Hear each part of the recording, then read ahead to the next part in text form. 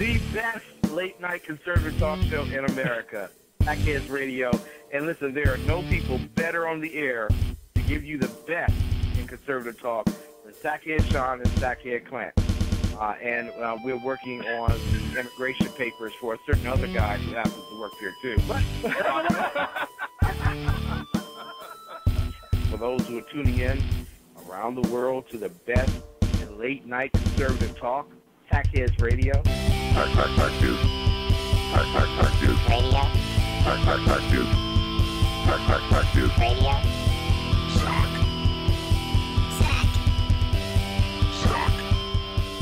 Sack. The best late-night conservative talk show in America. In America. In America. And in this web was a large, I'm pretty sure it was the biggest spider I've ever seen. Oh, ladies and gentlemen, welcome to the Sackheads Radio Show live on the SHR Media Network. It is the 8th, holy damn, it's the 8th of November 2017. Thank you for joining us right here on YouTube, Facebook, at shrmedia.com, as well as Spreaker. If you get a chance to follow us, like us, both on YouTube, Facebook, I like us. Twitter. You do like us, BZ. Of course, sitting off to the right is our good friend BZ. Second, Sitting off to my right is... a big fat nobody. How does that happen? He will be calling in, so he says, and we will be waiting to see if he, in fact, does call in. We'll be waiting with bated breath. Or- I'm going with herring. Are you going with mackerel? Yeah, that's a good bait fish to go Okay. with. All right, that's what I'm thinking. Sackhead Clint is not in studio. As I said, we will await patiently or impatiently his call. BZ, how are you, sir? I am doing great. By the way, it happens every year, but very seldom is it ever captured on camera. You know, people don't think about it. The UK, when we go to daylight savings time, the UK is particularly affected, and I've captured this, and they do their very level best to make sure that the photos of this happening never gets out. But, you know, it's spring ahead, fall back, and we've already gone through daylight savings time. Now it's just regular time. But in the UK, that presents a particular problem, because what they have to do is hook up vehicles to Stonehenge and pull the rocks back 1 hour. So I have that on the Bloviating Zeppelin's Facebook page. I did see that. The photo did get out. I appreciated it very much indeed. And you don't realize how that's very damn difficult. I can't even imagine. But That's they a do lot it. to put And they have to into do it every year. I don't know why they still go with that stupid daylight savings time. That seems really stupid to me. It's a lot to go into it. I know. Look at the chat room. It's brimming with buttery people. It's Jersey Joe, Gulf Dogs, Dave, Milner, Nicholas, Grimwitch, Grimson, Grim. I can't read the rest because the name is covered. The Grim Reaper. Grim Reaper, Mary Brockman, Mike, Dave. Right here in chat. See? Starting to get in there. What a great I like it. What a great group of I do. folks I'm liking it so far. this is. And if you want to join in the chat, it is shrmedia.com. Click on live shows. The chat room does pop up right there. I'm just saying, it does. It's the one thing I know for 100% certainty is that it fucking too. shows up right there. I do too. Hi, Vay. So much to talk about this week. Hi, Vay, the people. I'll tell you what, BZ. It's been Another newsless week. Yeah. Naturally, another. Oh, crap. Where's my Diet Pepsi? All right. I'm going to have to wait to the break. Damn it. What happened? I know I can't not have it. Oh my God! Do you want to restart the show in a minute? No. Let's Hold on. just- BZ did let's not just- get his Diet Pepsi, and we all know what that means. If you've ever listened to his show or our show, The best we have to start late-night everything over conservative again. talk show This is in just America. we can't have this. Sackheads Radio. Okay, be right And back. Listen, there are no people better on the air. I'm not really stopping the show for him.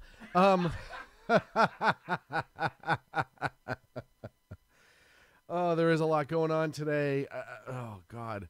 Trump over in Asia, it's a big deal. The Virginia elections are a big deal as well. We're also going to, we got to talk about Obviously, the shooting in Texas. Well, some more information on that. Boy, North Korea, Russia. Oh yeah, that new book by Donna Brazil where she's absolutely lambasting everybody with a D next to their name or that rhymes with the word Blinton. Absolutely destroying the Clintons so far. I can't help but tell you how much I love to see that. Yeah, that sounded magical in the air. I'm not gonna lie. Did you actually hear that? Oh yeah. Wow. Okay. So, BZ, because all is better. All is better. Thank you. Before we get into all that, though, I want to explain why the last 2 weeks have been a big bag of dick. Now. Now, with you personally, or do you mean in the world in general? Just why we weren't on air. Oh, okay. Right. I'm not going to go into the backstory too much because that's in-house, and I want to leave that alone. There's just some things. But long and short is there was a schedule that should not have been made to have our ISP turned off. Not disconnected due to lack of payment. We actually got money back. Yeah, they we got us back the difference. That's when I looked at the bill and I told you, I don't understand There's this a minus shite. sign next to it. Because it says, blah, blah, blah, 996 credit. How the hell does that happen? Right. So you can't be shut off if they owe you money. That's not how it works usually. What the hell? And then I'm like, well, since when do we overpay anything? And that's really the shocking part in all of that. But so I call, and like I said, I'm not going to destroy necessarily the ISP provider, just so they can't pull shenanigans. But they rhyme with bombast, bombastic, and essentially there was a miscommunication about our service, and they thought we wanted it disconnected, which we obviously do not. No problem. We'll get it turned back on later on today. This is 2 Mondays ago, mind you. I am away out of town for business. Okay, great. End of day Monday. Yeah, this was just a misunderstanding. We can just hit the old switch. And I'm sure you remember that lovely phone call when you're away, and I went, doo-doo-doo-doo-doo. Sean? Yes. Are you sitting down? He's all bad, man. Yes. I have something to tell you. Oh, yeah. Oh, yeah. Yeah. So I explode as only I can do, which you don't hear it a lot on the air, right? Normally I don't come off the hinges too much on the air. I'll go off on my... You're very controlled. You're a very centered individual. I go off on my tirades when I need to. But overall, I'm usually pretty well under control. I was not that evening. Fighting with them back and forth. You would think if I call you 3 hours after you've disconnected the service that was supposed to be a scheduled disconnect that should not have been, all you'd have to do is go, hey, our bad. Click. It's back on. Everything resumes. Oh, no. Oh, no. Well, see, don't you think it's the first thing that I thought was, wait.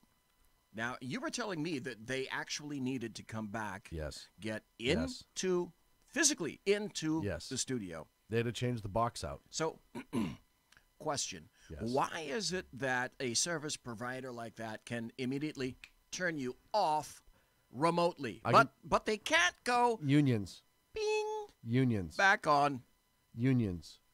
I guarantee you it's union. The installers union says, hey, anytime a service has stopped for more than X amount of time, or it's because of the end of a contract or requested service cancellation, then in order to restart it, we must have a service installer respond and make sure that it's all put together well.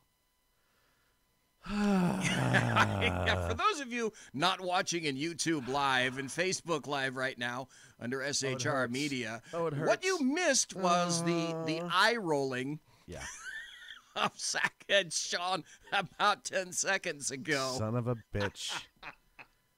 So the long and short, okay, fine. After a few days, they were like, oh, no, we can turn it back on. We can't turn it back on.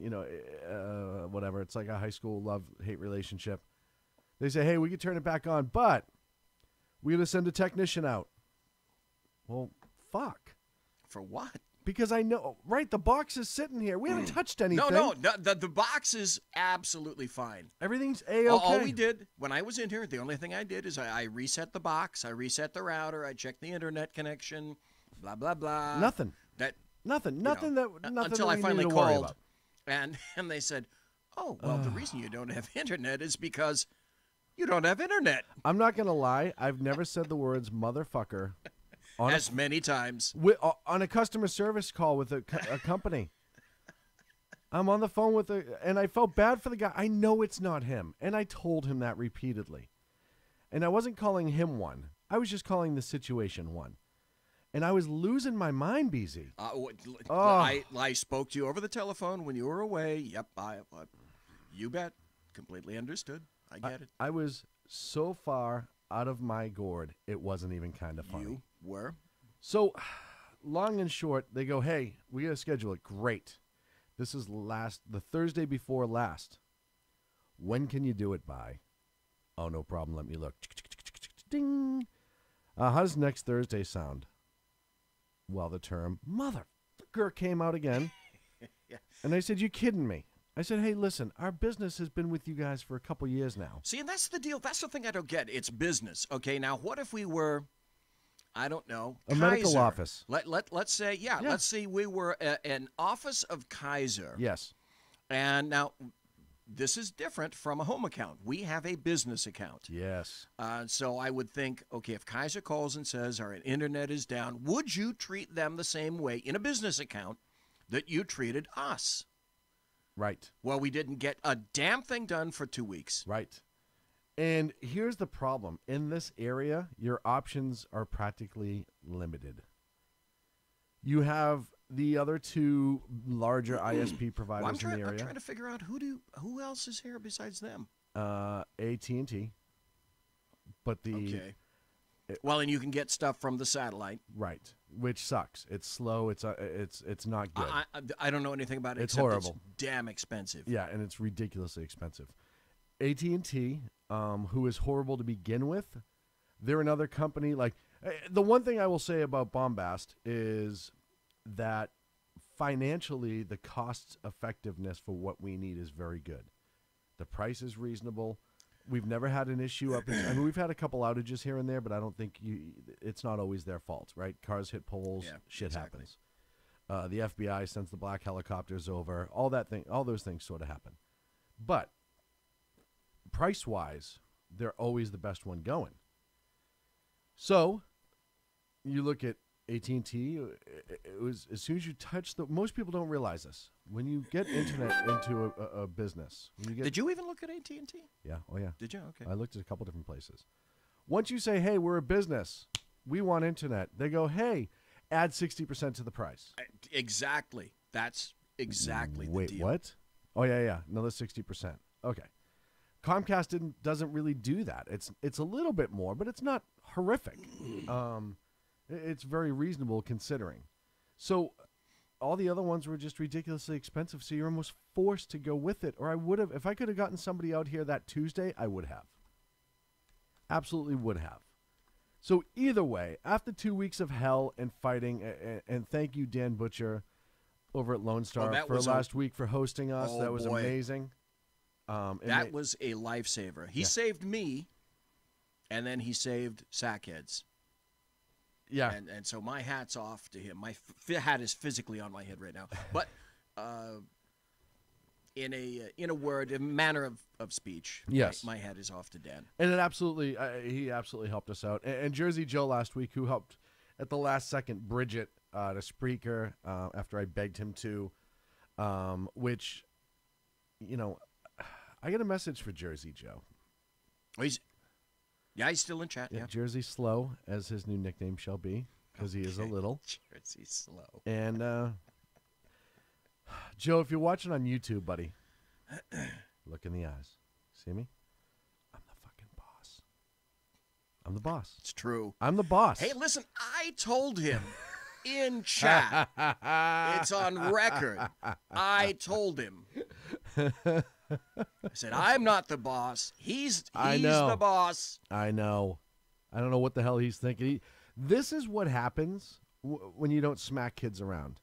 I know they grow or a up dog. like that. Every once in a while, they get out of control. You got to remind them, put him back in their place. He just needs to be put back in his place, and it's fine. See, when they're small, they're little lizards. Yes. And if you don't do anything about them while they're little lizards, then they grow into be big dragons. Alligators in the sewers.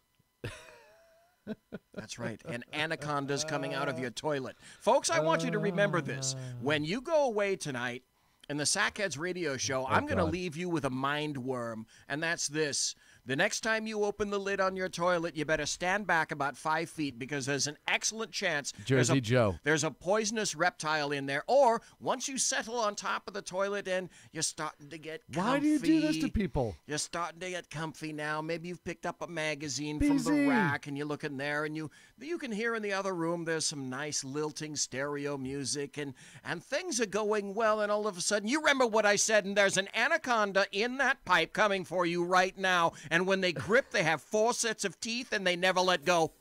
The best That's it for us late-night this week, conservative folks. talk show Here in on the America.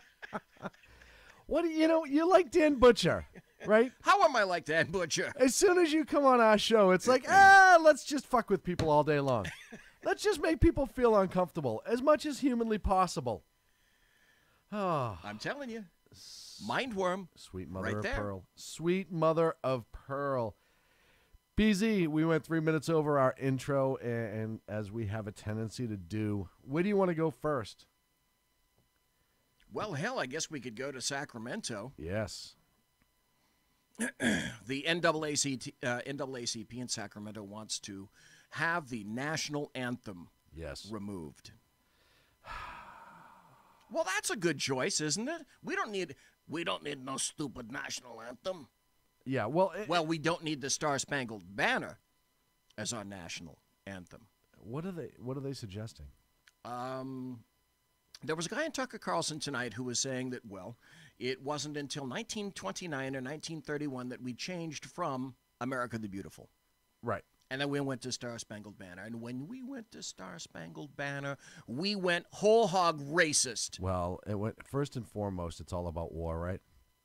Well, you can't have. That's funny. You must have watched that same element, that same scene. I didn't. Because the guy from the NAACP said, it's a song about war Yes. and violence. Yes. We can't have that. Yes.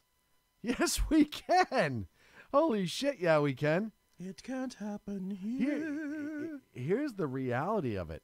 Without a war, we would not exist. We would still be driving on the wrong side of the road. We would be speaking very differently. And actually, at this point, if you look at the history of the world and the 2 world wars that we had to save, we could very well be goose-stepping around in half the country. That was my next thought is English. Hell, we'd all be speaking German. Yeah, or Japanese. Well, yeah.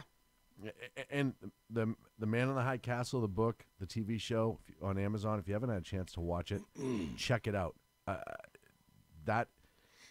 Had you read the book? I think you and I have talked about this. You'd read the book, The Man in the High Castle, right? I've read almost everything that Philip K. Dick wrote. Yeah. Philip K. Dick was a California guy, a science fiction author.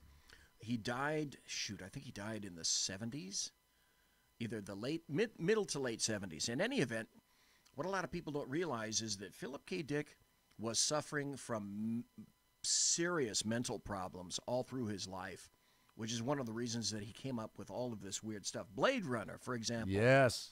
is one of his stories. AI is Great from one of movie. his stories.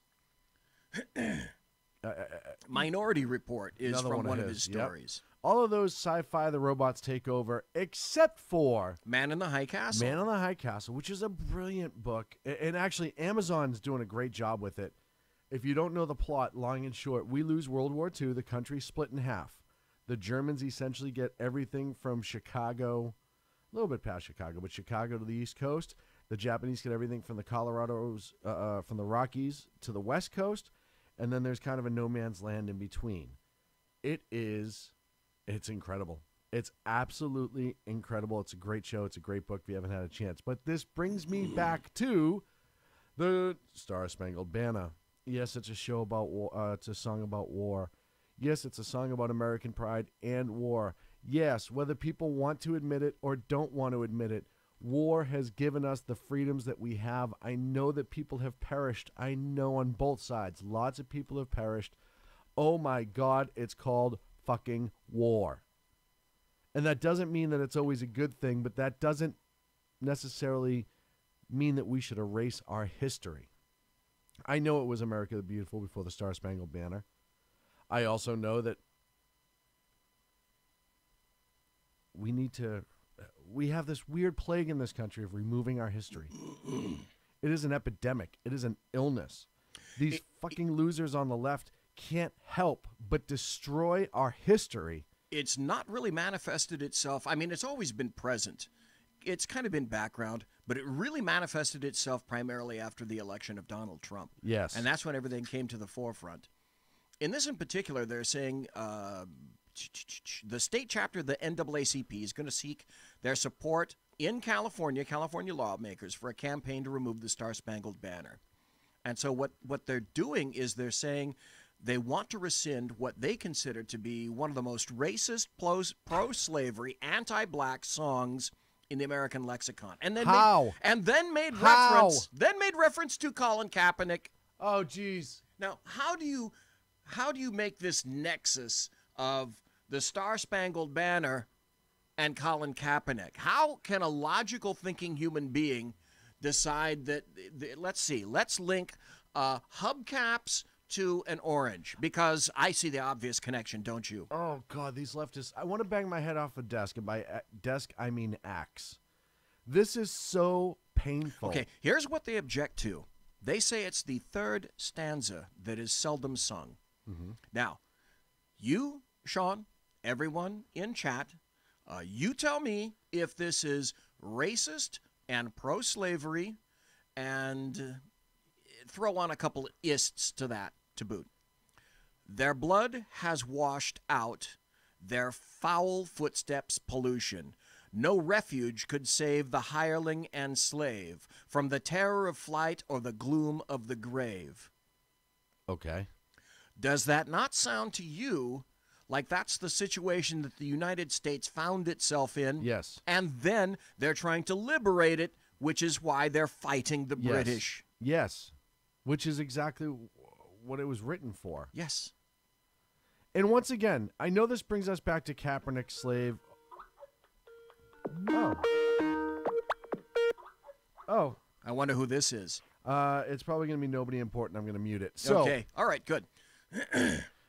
This brings me back once again to this ridiculous notion that, first and foremost, we're all responsible now for the actions of people in the past, that slavery is alive and well today. Just because the NFL doesn't want to sign you because you're an asshole does not mean that slavery is somehow running rampant. And erasing our history does nothing to better this country. These are facts. It's well known, right? Colin Kaepernick doesn't have a job because he's an asshole. He is a less than subpar quarterback in the NFL standards.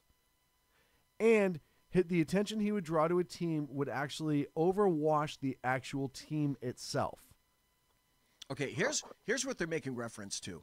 That particular article was saying that the song "The Star-Spangled Banner" celebrates the death of black American slaves who joined British troops during the War of 1812 to gain their freedom. Right. So Francis Scott Key, the guy who wrote it and wrote the lyrics, and here's the worst aspect of it all as far as they're concerned, he was a slave owner.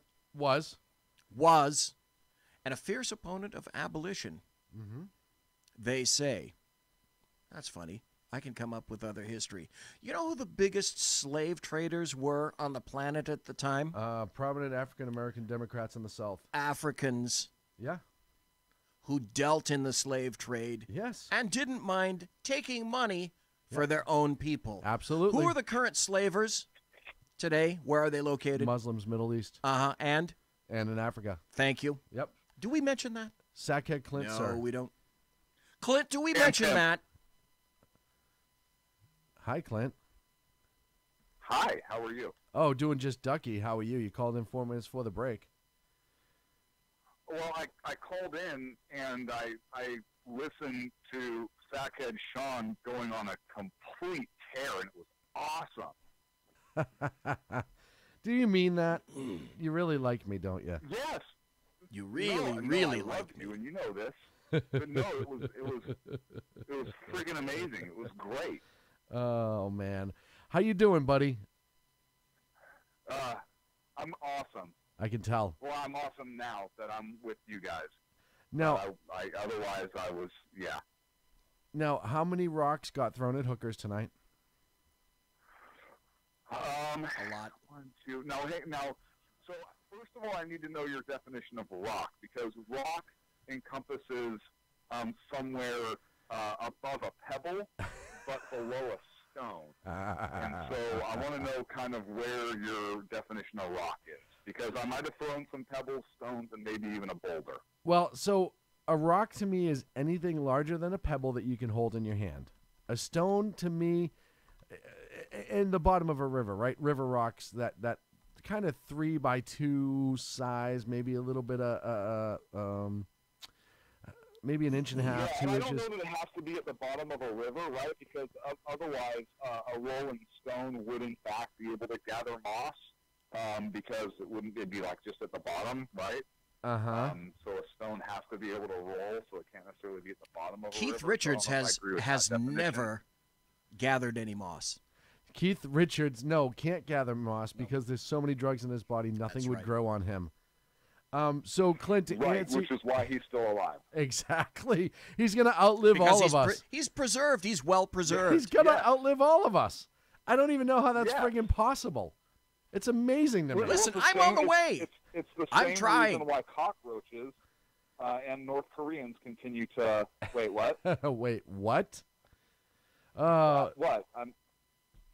So, Clint, we have 2 minutes for a break, and I want you to chime in on this. We're talking about the NAACP in Sacramento essentially trying to remove the national anthem, the Star Spangled Banner, and your thoughts. You have, I'll give you 95 seconds. Go.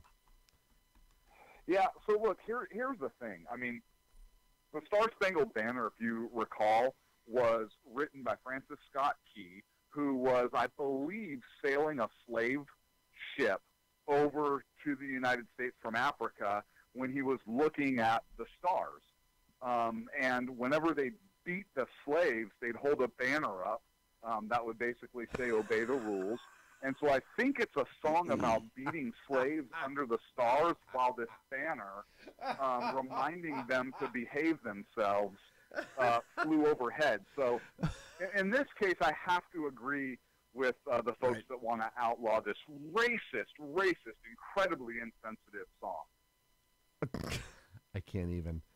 There are some days I can't even with him. It's absolutely ridiculous. But this time he's dead accurate. Now listen. Golf Dogs has a great comment, by the way. Golf Dogs had the comment of comments. Golf Dog says, Clint sounds strange on a jailhouse phone. No. Hey, look it.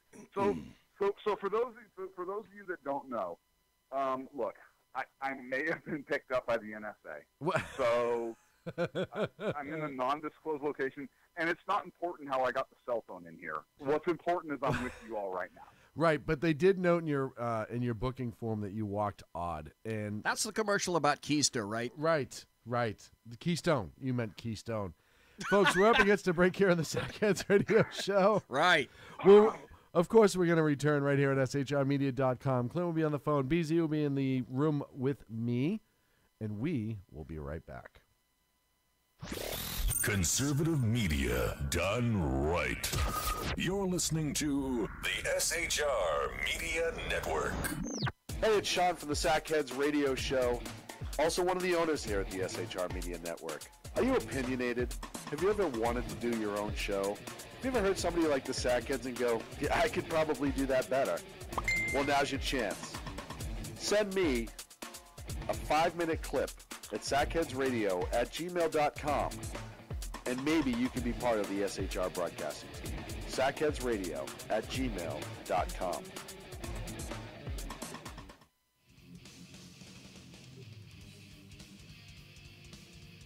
Beware, the Jersey Takeover is here. Every Monday through Friday, 9 p.m. till 11 p.m. Eastern Standard Time, you can catch Reaver Common Sense Show hosted by Jersey Joe, right here on shrmedia.com. Only Jersey can deliver hell like no one else. So consider this your fair warning.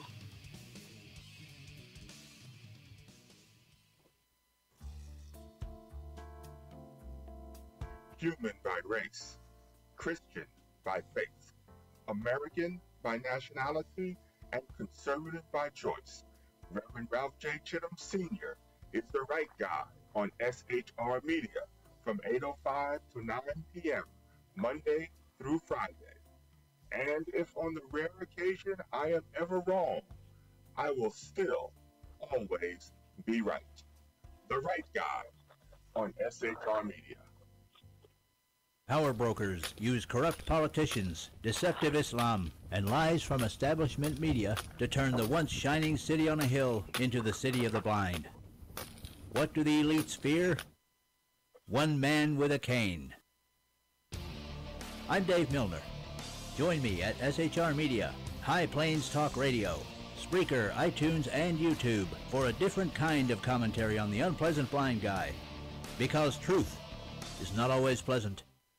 Hello, I'm Tim Hart. I'm the guy BZ hires due to his shameless contract with the SHR Media Network to voice his promos. He'd like me to tell you that the Bloviating Zeppelin's Berserk Bobcat Saloon radio show can be found on SHR Media Network, Spreaker, and YouTube every Tuesday and Thursday night at 11 p.m. Eastern and 8 p.m. Pacific, featuring right thinking from a left brain and doing the job the American media maggots won't. You'll find that the speech is free, but the drinks are not. There, in the saloon, just when safety pin manufacturers are running out of metal for the diapers of the leftists, BZ is sending his personal drones of freedom into the wheelhouses and ossicles of lovers of sovereignty and liberty nationally and globally. Broadcasting behind enemy lines in occupied California, BZ swears that no rights were harmed in the making of this promo. This is Jersey Joe, host of the Reverb Common Sense, and you're listening to SHRmedia.com.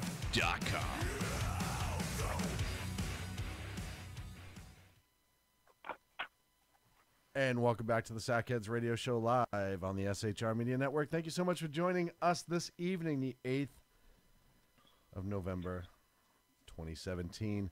Sitting across from me is the one and only Bloviating Zeppelin. Sitting immediately onto the phone is the one and only Big Nose himself, our good friend, Sackhead Clint. Sir. Yes. Because you are like a guest this evening and you like hardly even count. Right. I'm what? BZ? Why are you laughing at that, buddy? No reason. I am going to I'm going to give you the next topic, pal. The boss, by the way, says to tell Sean to get into the chat or he's fired.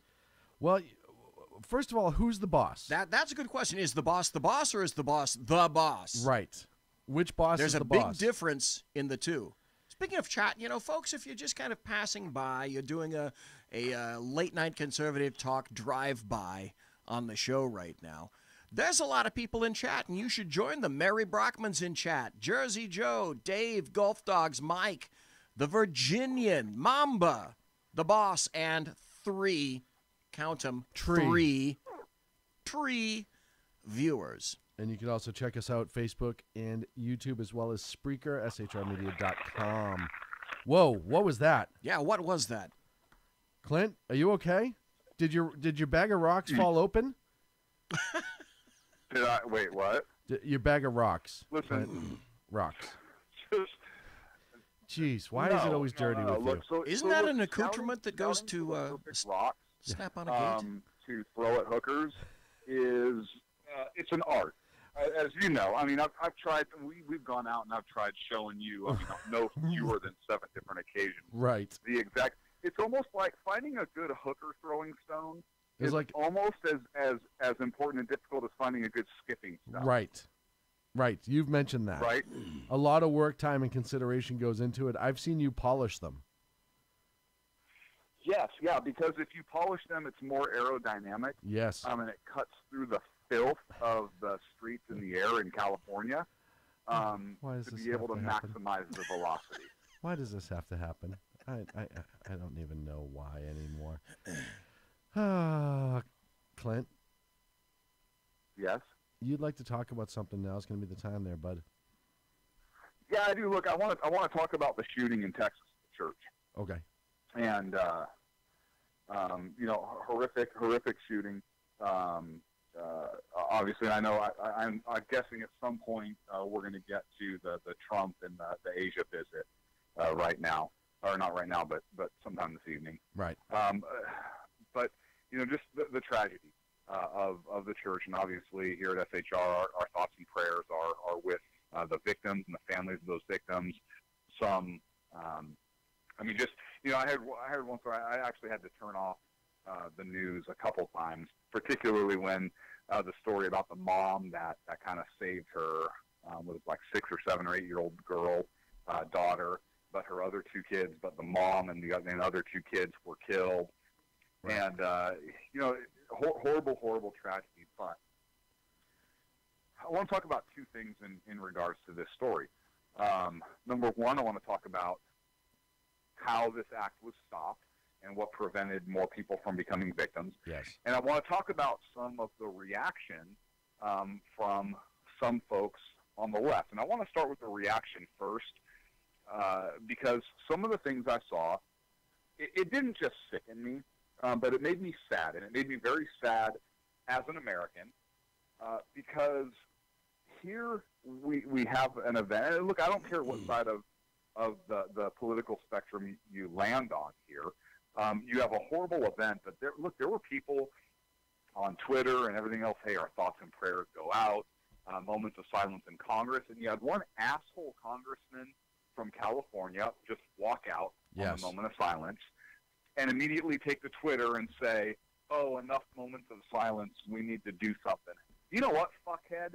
How about for a second you sit there and you fucking pay tribute to the victims? It's about paying tribute to the victims at that moment. It's not about pushing an agenda. Right. So you want to push an agenda, that's fine. Push your agenda, have that debate in Congress. But the time when the victims are being honored, that's what that's for. Yeah, exactly. And as an American, you can't do that. You know what? Fuck that guy. I mean, that is, and I don't care if it was a Republican doing this. I don't care who it is. No, it's an outrage. To not even be able to have, so I equate that is worse than. So you've been to like a hockey game, right? Or even a Major League Baseball game, I've been to like a AAA baseball game, where you have a team from Canada or from another country there, and they play that team's national anthem or that country's anthem. Like I've been at Rivercats games here in Sacramento where they've played the Canadian national anthem, and you know what? People still stand. Yeah. Out of respect for that flag. Absolutely. Right? We may not believe in that flag, may not believe in that anthem or whatever it is, but we stand for out of just respect. Sheer respect. So if it's a moment of silence for victims who've been killed, fucking stand. Have that moment of silence. Be a thoughtful, caring, loving, empathetic human being, and not an asshole politician looking to politicize everything and push an agenda. Right. So, and look, I saw Twitter remarks where there were people talking about, hey, our thoughts and prayers are with them. They're like, oh, they were in church. A lot of good their prayers did them. Right. And just making comments like that. Look, if you're not religious, hey, that's fine. That is your right. I respect that. I 100%. You go do whatever it is. If you're atheist, agnostic, whatever you are, Muslim, Christian, whatever. Hey, go do your thing. As long as you're not infringing upon the rights of others. Yep. Or killing other people or anything, go do you, right? And we've talked about that before. Like, hey, homosexuality, hey, go do you. I don't care. Right. Right. It's up to you and how you want to do it. Whatever. Absolutely, your life, go live it. Right. That's kind of the libertarian slant. And a little L, right, BZ? Well, yeah.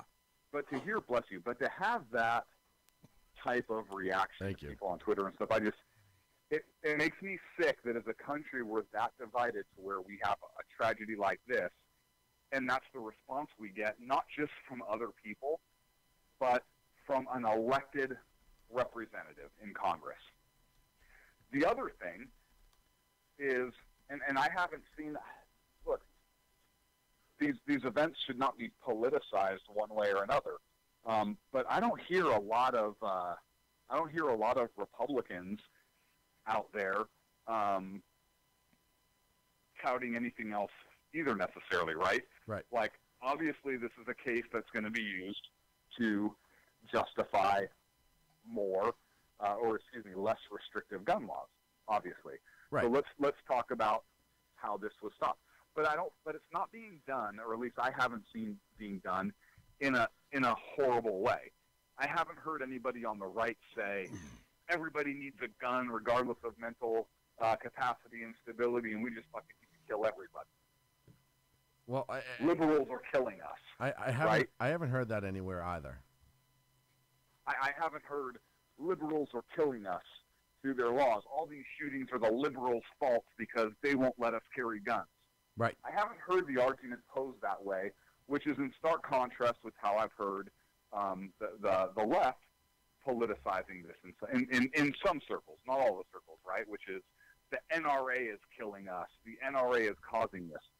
Actually, assholes, the NRA, a former instructor for the NRA, stopped this event. Yes. And this is an important piece that a lot of media is leaving out. There was no law enforcement involved in stopping this attack. No. It was not law enforcement that went in pursuit of this guy. Nope. This guy killed 20-some-odd people in a church, injured another 20-something, right? Right. And was stopped when a neighbor across the street heard the gunfire. This guy is a former NRA firearms instructor. Right. He got his privately owned firearms, responded to the scene, hit this guy while he was conducting his attack in the leg and in the side underneath the vest. Yep. Caused this guy to stop the violence. He put down his rifle, dropped it, threw it down, whatever it is, got in his truck, and left the scene. He stopped the violence. Yes, he did. This brave citizen, this hero, not the cops, this brave American, got in and chased his ass down. Yes, with another fellow citizen. With another citizen. They go in pursuit of this guy. And this guy ends up crashing and ends it. Decides, oh, shit, I'm done. Yeah. And he was.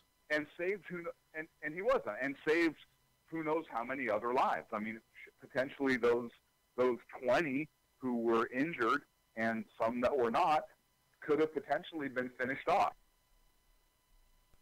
Yep. And so I want to talk about those two components of this attack. And look, I will grant the argument 100%. I will grant the argument that this guy never should have been allowed to have a gun. Exactly. I'll grant that based upon his conditions in the United States Air Force. You know, the treatment for his child and his wife, and everything else that he had going on, the domestic violence issues. This guy never should have owned a gun. So I'm not going to stand here and defend that he should or say. But I don't think anybody is, Clint.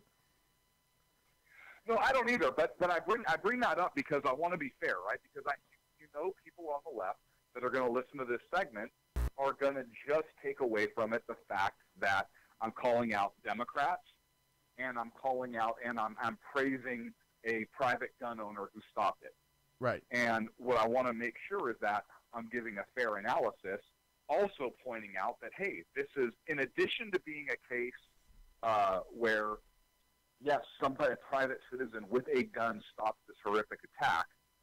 So if we're making that argument, I also want to say, hey, this is also a case that demonstrates the need to ensure some sort of reporting, even if it's from the military, for people discharged under circumstances, right? Right. In order to prevent people with these types of issues from having guns. Because do I think felons need to necessarily have guns, violent felons?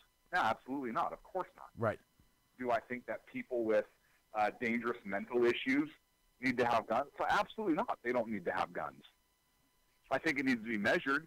I don't think that because somebody necessarily may have mild autism as a disability or something doesn't mean I think they should necessarily be excluded.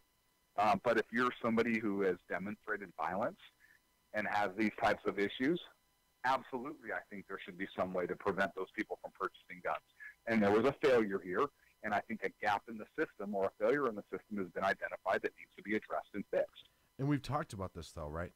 Clint, and before BZ came on the air, you and I have talked about this exact thing 152 times, without exaggeration. Yeah. Over and over and over again. We've talked about how important it is. We've talked about the fact that there absolutely needs to be some sort of restrictive guidelines for those who are mentally insane. And look, this guy escaped a mental institution when he was in with the service. We've talked about this before, too. Anyone who's in the service will tell you that there are things that if you get charged in with the service inside the service will never see the light of day once you leave the military. Now, is there some things that absolutely that is fitting for? Then yeah, I can see that. But are there certain things, especially given domestic violence laws in this country, are there certain things that should absolutely come over that line? Absolutely. Mental health and domestic violence, I think, qualifies as both of those things that should be brought into the as a combination into the civilian world when you run a civilian background check, i.e., civilian. But well, so here's my thought on that, and I think it's a very easy test. And you know, people may try and complicate it, but it's really not that complicated. The United States military is run by a civilian. The commander-in-chief is the president of the United States, who is a civilian. The military is subservient to the civilian authority. It doesn't supersede the civilian authority. Right. The United States military is subservient to the civilian authority, and that is very much by design.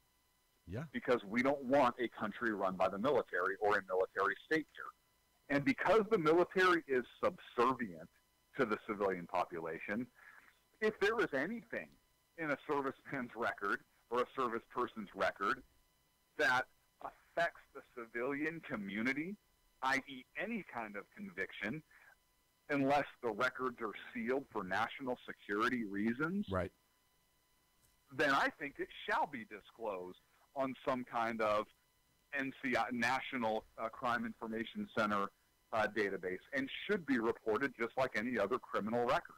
Well, why would it not be?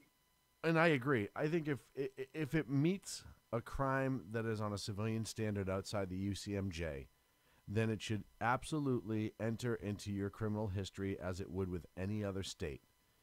I think it should be anything, even if it's unless it's a military policy violation, right? And that's what I'm saying. Not a criminal violation, right? If so it's a criminal violation, even under the USMJ, I think it should be reportable. Well, and it can show up on a crim history as a USMJ or a USC violation, right? But it should absolutely be there.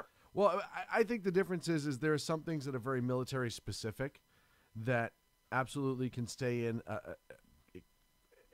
and we could sit there and go down the list of them all, right? I think one of my biggest ones is there's absolutely,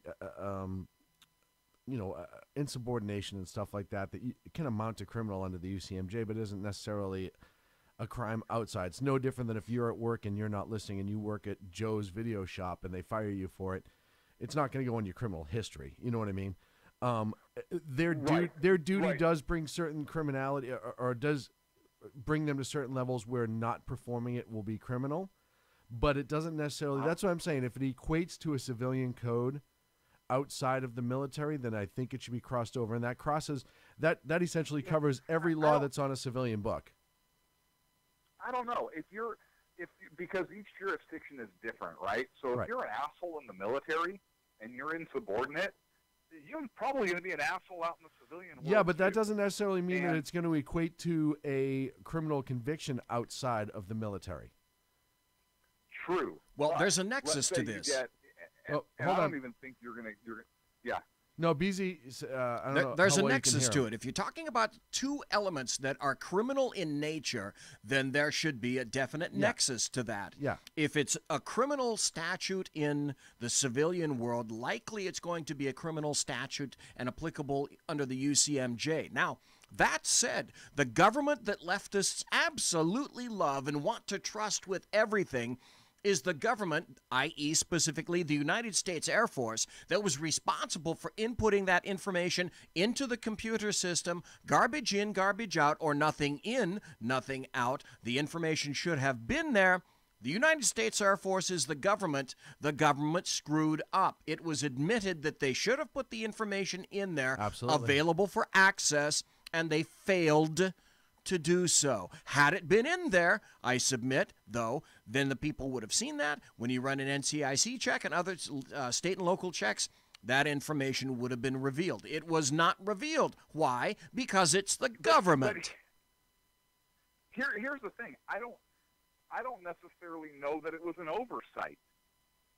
I mean, what are the There's an article that I read that said, yes, it wasn't oversight. The Air Force fucked up. Civilian authority, hang on. If a civilian authority fails to report something, if a civilian authority fails to pull a felony arrest warrant out of the system, if a civilian authority fails to input something like a felony domestic violence conviction where there was severe bodily injury, and as a result there was death or something like that happened, there is major liability there.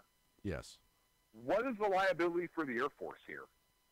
Well, I think does the United States military or the federal government as a whole exclude certain records out of convenience?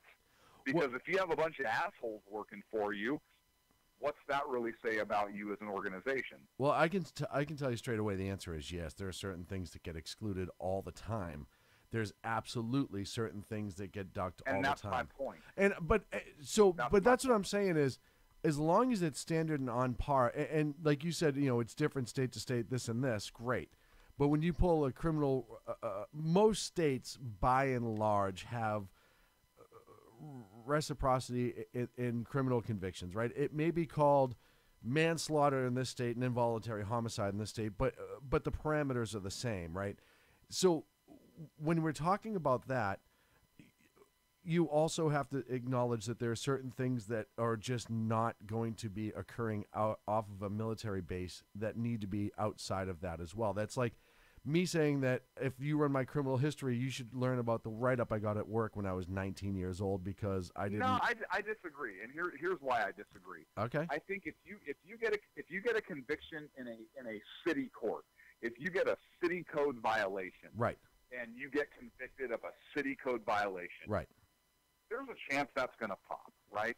And now that doesn't mean that if somebody is checking a background for a job somewhere, unless it's a sensitive position, they're probably not going to care that you got convicted of misdemeanor mopery. Right. Right. They're not going to give a shit that you got convicted for insubordination. But that's good information. It doesn't mean it's going to exclude somebody from getting a gun. But the bottom line is that member of the military is a member of government. And if you really want transparency, that member of the military, when in that uniform, does not mean they get the same rights and privileges as the private person does. Well, they actually get far less, and we've talked about that before. So exactly. And that's my point. So if you get convicted of something in the military, I'm not saying a personnel write-up for a policy violation. Right. But you get convicted of something that's a violation of the Uniform Code of Military Justice, I think it should be reported out of transparency, because they are not their own person. They are a member of the United States government, a member of the United States military, which is subservient to the civilian authority. And if it doesn't rise to something that's going to prohibit employment somewhere, so be it. But I think that should be recorded. Well, and if you err on the side of, unless it's a national security issue, and I would submit by failing to report is a national security issue, as we just saw, then I think it should be in there. Well, and not more importantly, but the lane next to this, so to speak, is the mental health. This guy was put into mental health and either escaped or was allowed to leave. There was some serious issues going on there that were well documented, as it appears. That certainly should have been appropriately dispersed amongst certain authorities. And when we talk about gun rights and we talk about mental health issues, there's that fine line, and we've talked about it before, states of California trying to get that restraining order against a gun owner type thing where it's like, till this guy gets checked out and evaluated by a shrink, we don't know if he should have a gun. Well, for what cause other than the fact that you don't like my shirt? There's that balance that you got to find, right? But on the other hand, if somebody has been evaluated and there is a medical doctor, and as much as I think 80% of shrinks are lunatics themselves, maybe higher, the reality of the situation is if you have somebody who's a licensed medical doctor or therapist or what have you who says, hey, this person should not own a gun, at least pending an appeal process that should not cost that person money, and we've talked about this before too, but, hey, you go and, you have 3 other state doctors you can see. I would almost be okay paying for it at that point, right? As a taxpayer, like, no, this guy we have to make sure if he loses his right to carry a gun or not. It's a big deal in this country. But you also have to, the bat for form 4473, but you also have to consider that. And we've had this conversation any time that we've had a mass shooting incident, when we've talked about Adam Lanza and Sandy Hook and all these other ones where mental illness was obviously a driving force or a potential driving force. Now, do I think that this guy was mental or an asshole? I think he was an asshole more than he was mental. I almost wonder if he wasn't playing mental when he was getting in trouble in the military to try to duck criminal charges. However, it doesn't matter. What matters is he was committed on some level by a government entity and should have been excluded and was excluded from carrying and owning a weapon. He should not have possessed the weapons that he had. We have laws in place that forbid that anyhow. Even as it stands today, he should not have had the weapons that he should have had. I would suggest we go back to we have laws in place that forbid mass murder too. But no, I agree wholeheartedly. We see how well just the law right stops people. Right. If laws alone stopped people, we would have no crime. No, I'm not disagreeing with you. You know that. Yeah. But I know you're not. But okay. My point is, assholes exist in the world. And always you will. Can pass as many laws that are put into place, and they always will. Look at Paris, Sometimes France, the only toughest way to gun stop laws. One of them, yeah. And by the way, this is the second time in Texas, in recent memory, that a good guy with a gun, I know it's happened a bunch more times, but newsworthy, that a good guy with a gun was able to engage and eliminate a bad guy with a gun. The last time that I can remember on this scale was the Texas police officer outside this Pamela Geller art show, where the 2 guys from Arizona came over and he put him down before they got out of the car. We talk about it all the time. The left, as soon as this happens, wants to jump to, and you have the asshole walk out, like you said, hey, we got to stop all guns. We got to stop this. We got to stop that. But they also ignore the mental health issue by and large. And we've talked about that over and over and over again. They don't want to have the conversation that, hey, you know what? And Clinton, you and I have said this, and I will say this again. I am okay with the institutionalization of people who cannot care for themselves due to mental disability. I know people say, oh, that's horrible. How dare you? But you're trusting these people, and I know we're up against a break. We had that in California. Right. You had state hospitals. You're trusting people who cannot act like regular human beings and have these afflictions that are mental to take medication. You're trusting their judgment to do so. And if they miss that medication and they go and have a mental episode that affects other people, there's no like, hey, what are we going to, we can't convict him because he's got a mental illness. He just didn't take his meds that day. Well, if he can't be trusted to take his meds that day, then he can't be trusted to be out in public by himself. I feel that's the truth. Your solution and then a break. I have a solution. Go for it. Yeah, I have a solution. Bring back asylums. Yes. I want to talk about that, and I want to talk about the Form 4473 when we come back. Wow, are you trying to cut me off? Well, yeah, we're up against we're up against a break. Isn't that Dang. What, man? Man. I know, you get all cranky. I guess I'm cut off. We'll be right back. Conservative media done right. You're listening to the SHR Media Network. Hey, it's Sean from the Sackheads Radio Show. Also one of the owners here at the SHR Media Network. Are you opinionated? Have you ever wanted to do your own show? Have you ever heard somebody like the Sackheads and go, yeah, I could probably do that better? Well, now's your chance. Send me a 5-minute clip at sackheadsradio@gmail.com, and maybe you can be part of the SHR broadcasting team. sackheadsradio@gmail.com.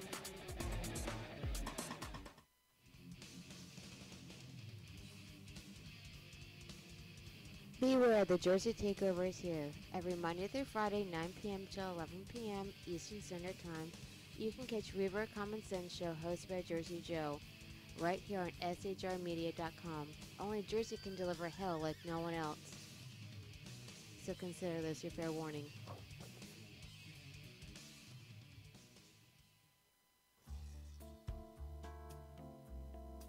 Human by race, Christian by faith, American by nationality, and conservative by choice.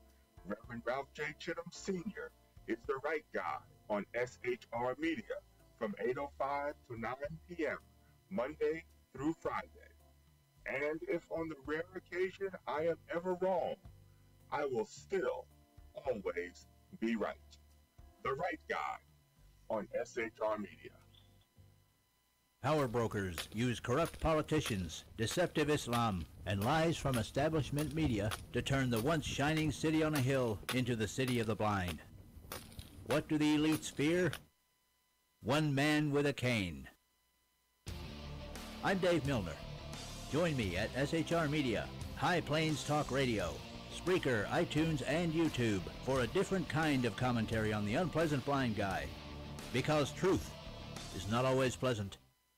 Hello, I'm Tim Hart. I'm the guy BZ hires, due to his shameless contract with the SHR Media Network, to voice his promos. He'd like me to tell you that the Bloviating Zeppelin's Berserk Bobcat Saloon radio show can be found on SHR Media Network, Spreaker, and YouTube every Tuesday and Thursday night at 11 p.m. Eastern and 8 p.m. Pacific, featuring right thinking from a left brain and doing the job the American media maggots won't. You'll find that the speech is free, but the drinks are not.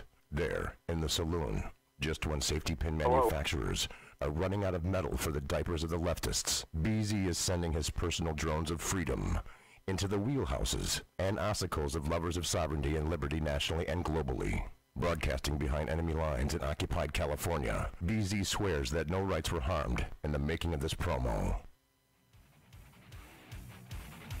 This is Jersey Joe, host of the Reverb Common Sense, and you're listening to SHRmedia.com. Welcome back to the Sackheads Radio Show live on the SHR Media Network. Clint, I'm actually trying to bring you over on the other side to answer the phone there because it's, if you can hear me, I'd rather you pick up on that. We're calling you. I figured out how to wire it through the board. So, hi. Who's this? Hi. Who's this, he says. Is this the right line? Is this the... Who is it? Do you have pants on? Who's this? Housekeeping. God, I hope not. That would be awkward. You can hear us okay, I'm assuming, my friend. Candygram for Mongo. Oh, yes. Great movie. Great movie. Candygram for Mongo. I love it. So, Clint, before we go to break, obviously we're talking about the Texas shooter. We're talking about the UCMJ making it outside the military circle, making it so civilian authorities can actually see the background check that is made, or any sort of offenses, rather, that is made under the UCMJ. And you also had some other points you wanted to bring up. No, I don't remember what I was going to say. Perfect. BZ, BAFTA. We're time to get into the next segment here, unless you guys want to keep talking about this. Well, I know BZ had a couple last points to make on this topic before we moved on. One of them is this. Now, we were talking about some of the things that are applicable. Let's go to the Form 4473, which the BATFE insists that you fill out prior to the purchase of a handgun. So this is a literal list of things that when this gets submitted to the BATFE, this is what they're going to background you on in terms of now federal law. Are you under indictment? Oh, the first one is, are you the actual transferee buyer of the firearm? And then it warns you, you better tell us the truth on this. So basically it's saying, are you the dude that's actually going to buy the gun? The second one is, are you under indictment or information in a court for a felony or any other crime for which the judge could imprison you for more than 1 year? So felony? Yeah, you're going to be looking all over the nation for that. Have you ever been convicted in a court for a felony or any other crime that the judge could have imprisoned you, or received a shorter sentence including probation? Are you a fugitive from justice? Are you an unlawful user or addicted to marijuana or any depressant, stimulant, narcotic drug, or any other controlled substance? Have you ever been adjudicated as a mental defective, or have you ever been committed to a mental institution? Again, applicable to this guy. Have you been discharged from the Air Force under dishonorable conditions? Meaning they have to have, the armed forces, I should say, meaning they have to have access to that information to the 5 major branches in order to make this determination. So the linkage is already there. It's already present. Are you subject to a court order restraining you from harassing, stalking, or threatening your child or an intimate partner or child of such person? Have you ever been convicted in any court of a misdemeanor crime of domestic violence? So we've got 4 questions that, depending upon the circumstances, this guy answered that were specifically applicable to him. Then, country of citizenship. You got to check out for the country. Have you ever renounced your United States citizenship? Are you an illegal alien or unlawfully in the United States? Are you an alien who's been admitted to the U.S. under a non-immigrant visa? If yes, you must fill in this blah, blah, blah, blah, blah. So we have 4 separate areas that are definitely applicable to this guy. Now, the reason I say that there must be a nexus is that they would not be asking these questions on the form 4473 unless the BATFE has access to databases that would give them the answers to these questions. So what this screams to me, all the bells and klaxons are going off saying, you know what? They do. They have access to the federal databases from the services in order to make these various determinations and know a lawful answer to a question. Going back to what I originally said, it was the responsibility of the United States Air Force to input this information. And they did not. And that's the government under which you think that there's going to be a massive solution to all of this, and there isn't. BZ, I think there's one other possibility that you're not examining, and that is the possibility that all of us here in America are on the honor system. Okay. Okay. Continue. Yeah, because if the government is all powerful, so if they ask somebody a question either in person or on a form, they have to tell the truth. Otherwise, it's perjury, and there's a law for that. So nobody would want to break the law, and so they're all going to answer truthfully all the time. Yep. Yeah. Okay. Good point. Yep. You bring that up. So one of the questions on the form. Look, we could solve this whole problem if one of the questions on the form is, are you going to ever commit a mass killing? And if the answer is yes, then we just don't sell them a gun. I don't see why this is so difficult. You know, that's a damn good point. That is a really good point that you make. Thank God for you, Clint. Thank you. Because we never would have been able to solve this without you. But you were talking about the... Yeah, so how come nobody's talking about this, right? Everybody wants to be good. They just need a chance to be good. So we should just ask them. Oh, God, why didn't I think of that? I should have thought of I don't know. What I want to know is why didn't the leftists think of that? Because they are too busy saving the world elsewhere, and it was our fault. Got it. Chat says they're looking at the photo and they're thinking, so Clint is a wizard? No. Oh, Clint, you probably can't see. I have your photo up. On the YouTube stream and Facebook Live. Just so everyone knows who you are. It would be amazing if you have like the mouth cut out, almost like one of those silly puppets, and just like or like a Jib Jab cartoon, and just make it like move like a string or something. That'd be amazing. Yeah. Well, that's the after photograph, isn't it, though? Yes, this is the after. Right. This is after the surgery. So, which one? We didn't want to go there. We're trying to protect you as much we could. Oh, yeah. Oh, yeah. You guys protect the shit out of me. We're there for you, buddy. You bet. We're there for you. Represent, support. Moving along, Clint, I know that there was another subject you wanted to get to. This is the best picture in the world. This is so great. BZ, can you see it from there? Oh yeah. Okay, good. Yeah, good. I can see it. Okay. And if you're on the SHR YouTube channel watching live right now, or if you're on the SHR Media Facebook channel watching live on Facebook, you're going to see exactly what Clint looks like.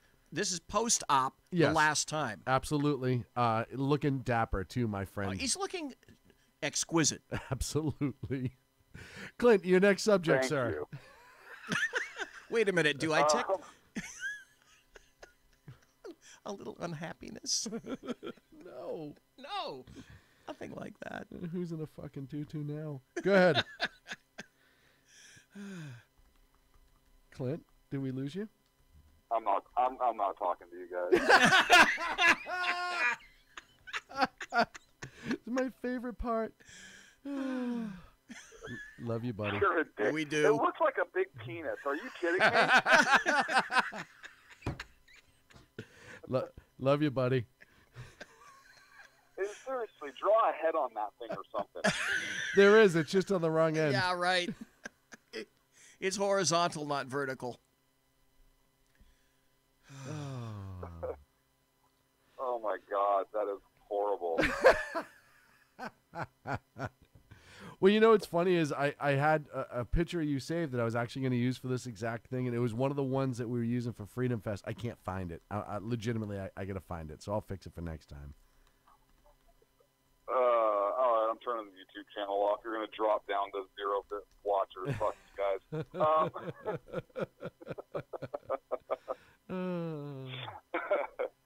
Oh, man, that's funny.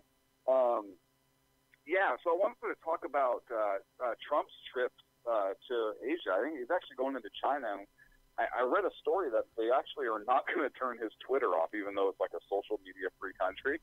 Weird. Yeah. And of course, I would be extremely So, careful about that, because China is hacking Central. Oh, yes. So a couple things, right? One, so I want to talk about like Asia as a whole for a shot. So I want to put a pin in the Trump visit. But what do you guys think about those tunnel collapses in North Korea because of all the nuclear testing? Didn't happen. What's that? It didn't happen. North Korea said that it's all lies. It didn't happen. There's not towns around those mountains that are having ridiculously high birth defects and illnesses. None of that stuff. Clint, you're buying into fake news, and I wish you'd stop it. Oh, so wait a second. So Kim Jong-un and Trump agree on something. Yeah, this fake news. Listen, after they Kim cooked up. Jong-un's going to come out and say President Trump is right. Hello, fake news. Hey, we found common ground here on SHR. Right, and we got to start working with that. As a whole. No, listen. After they cooked off the last one, you did there because of the tunnels and the collapse. That was a good one. I did what I can. After they cooked off the last test, numerous geological organizations were worried that it may implode the mountains and the tunnels that they were using for the testing facility going to and coming from. 2 months ago, they were talking about it. Yes, they were. That, hey, they've done so many that the structural integrity of the mountain itself is now at risk, and if it falls and collapses in, the amount of radiation that it leaks could be catastrophic to the region, and it fucking happened. Yep. That's my thought is, listen, obviously, anytime there are incidents like that, I feel bad for the workers who died in it, and I understand that right now there are adversaries and there could be a potential war between the countries. However, I know the vast majority of miners and workers that were digging those holes for those tests weren't necessarily doing so because they wanted to be there, right? As a matter of fact, I'm guessing that a lot of them were prison labor that they brought in from the re-education camps and the internment camps in order to work at slave labor to dig those tunnels. It's absolutely horrific, but it also goes to show you that what cost Kim Jong-un will put his people through in order to achieve these nuclear weapons. Yeah, look, I mean, did you watch Trump's speech yesterday from South Korea? I did. It was excellent. What an amazing job. And the points he made, look, the economic points he made in terms of the compare and contrast between the North Korean and the South Korean economy, growth, prosperity, all of those things. And you look at those two countries, and there is no denying that. There is no denying the communism versus capitalist model and where people as a whole thrive. And the fact that he made those statements and that argument there in South Korea and in such stark contrast should be a huge wake-up call to all of the socialists here in the United States, which is a movement that's growing. I saw a recent study that over 50% of millennials believe that socialism is a better system than capitalism. Yes. That means that within our lifetime, we're going to see the changing of the United States from a capitalist to a socialist society, probably. You have an article from the Wall Street Journal that just came out. Absolutely correct. 100 years of communism and 100 million dead. The Bolshevik plague that began in Russia was the greatest catastrophe in human history. Armed Bolsheviks seized the Winter Palace in Petrograd, now St. Petersburg, 100 years ago this week, and arrested ministers of Russia's provisional government. That was the beginning of the end.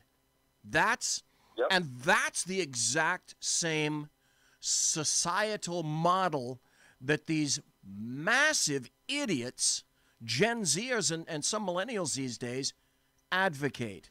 And Clint, I have about a 3-minute kind of clip up of Trump's South Korea speech if you want to listen to it. Love to hear it. Yeah, absolutely. Let's play and talk about it.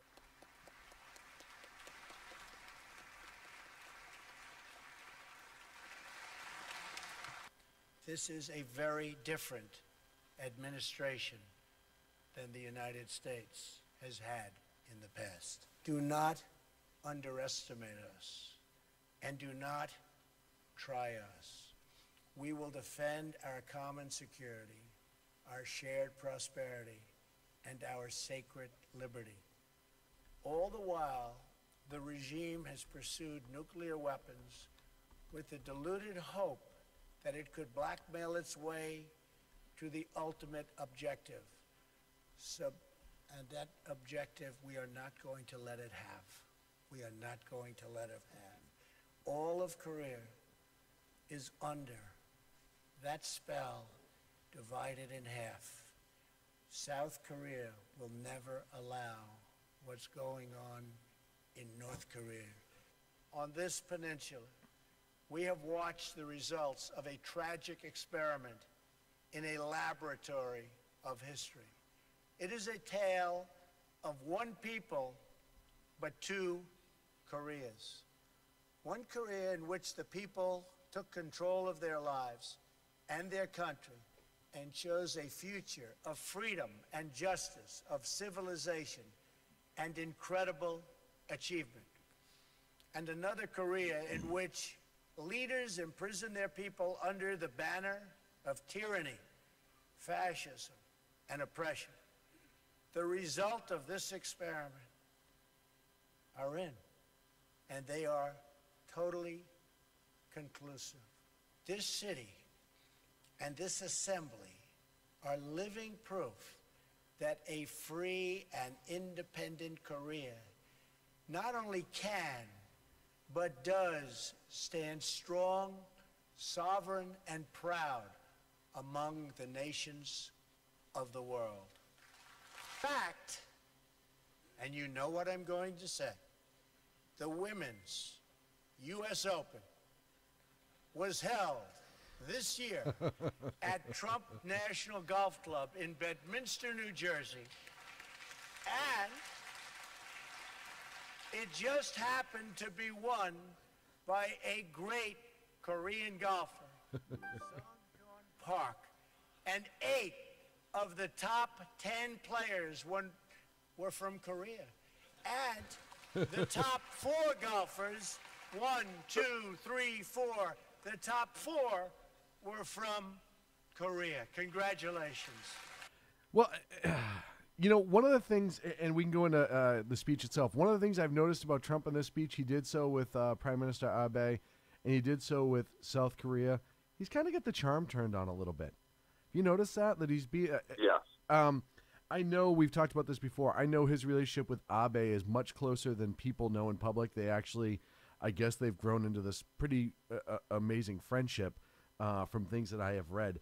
But he's got that sense of humor. He's got that kind of lighthearted. He's giving credit to the host nation and being very, very funny and easygoing and bringing up non-political things.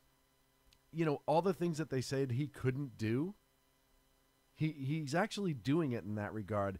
And he's also hitting policy points like crazy.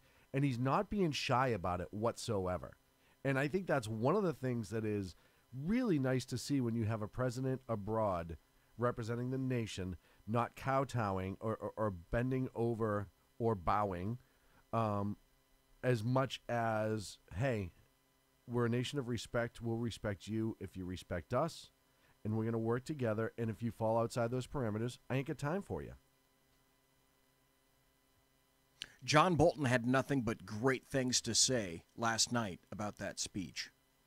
And if there's somebody that I believe is attuned to world politics, it's certainly John Bolton. He has an idea. Clint? Yeah, look, I thought, first of all, I don't know who wrote that speech, but he did a tremendous job. Or she. Sticking. God, Clint, why? Yeah, sticking to the talking points. Why? What's that? Why are you always sexist? How do you know it wasn't a she? I said he did a great job sticking to the talking points. Right, the person writing the speech is what There you you said. go. No, the There person writing you the go. speech is what Once you said. You again- wanted to make this Once sexist. again, strike. I won't have it I on was this show. referring to he is the president. Sean, just because you have these sexist and racist thoughts does not mean that the rest of us do. So stop projecting. Listen, I'm just calling you out how I see it, okay? You said he. Blatant bigot strikes again. Yeah, referring to Trump. Jeez, oh. As far as I'm going to go for a rock to hookers. as far as so far, both with the Korea and the Japanese stop, would you say that this was an exceptional or what's a better word? I don't want to say exceptional because I think that it sets a standard that's unfair. Would you say that he accomplished all that he was trying to accomplish on this trip and that he was effective in his speech? I don't know because I don't know what he was trying to accomplish on this trip. I think he did an excellent job connecting with the South Korean people. Right. I think he did a phenomenal job comparing and contrasting the two nations and the socialist and communist and the capitalist model. I think that he was articulate in his vision and kind of what the problem in the region is. Do I think he accomplished everything he set out to accomplish? I don't know because I don't know what he set what he set out to accomplish there. Right. I do think that him going to China is going to be big. Going to be very big. Huge. It's going to be huge. I can predict what one of the headlines is going to be. Trump huge in China? No, one of the headlines is going to be, "See, we told you so, Trump met with the Russians." Yeah. Yeah. You know, it's amazing. they're already swirling around that there may be more indictments coming here at the end of this week or beginning of next week. Well, the hint is Flynn. Yeah, and I just don't see it happening. I just don't see it. But they're going to do everything they can right now to overshadow this trip. They're already starting to do it. Look, this was one of the better presidential trips in 8.5 to 9 years, in my opinion. How we were represented, whether you like the president or you don't like the president, you saw a very strong president. He said that at the beginning, hey, this is a different administration. This is a different way of doing things. We will not be pushed around. And really for the international community, despite the rhetoric that they see from our local news going abroad, which is all they get, to see him in person and how he spoke to them, I think will absolutely make a difference for our allies, especially in Asia. Yeah, look, I think that he's certainly setting a different tone than the Obama administration did. I know we haven't even gotten to the Middle East, and I don't know if we will get to the Middle East. I know we have only a couple minutes to break, but I mean, man, you've got Saudi Arabia almost ready to go to war with Iran. Yes, that's because of the missile. latest missile attacks into their country. well, and that's actually what I wanted to cover a little bit when we got back in Dawn in Brazil, because we haven't talked about that yet.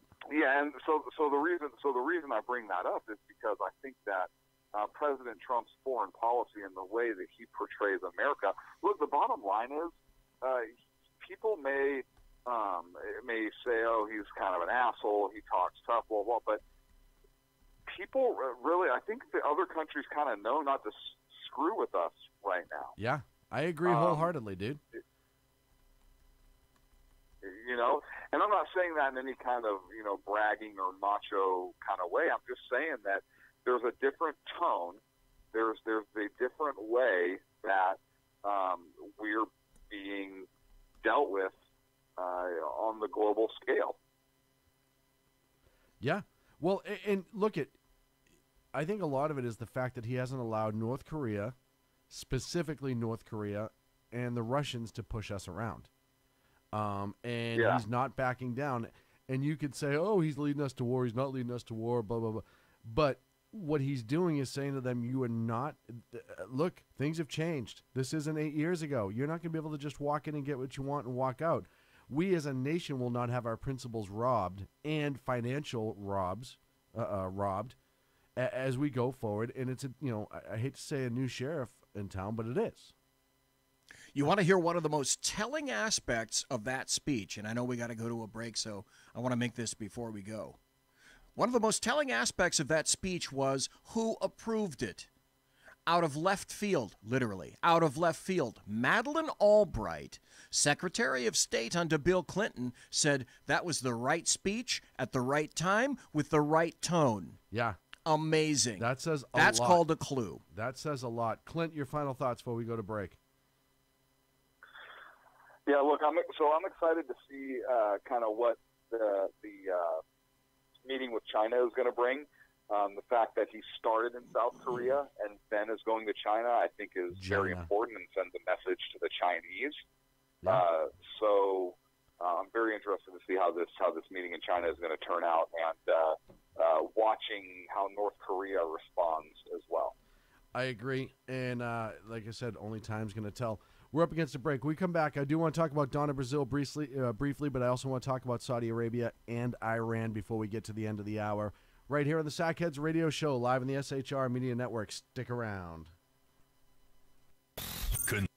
Media done right. You're listening to the SHR Media Network. Hey, it's Sean from the Sackheads Radio Show.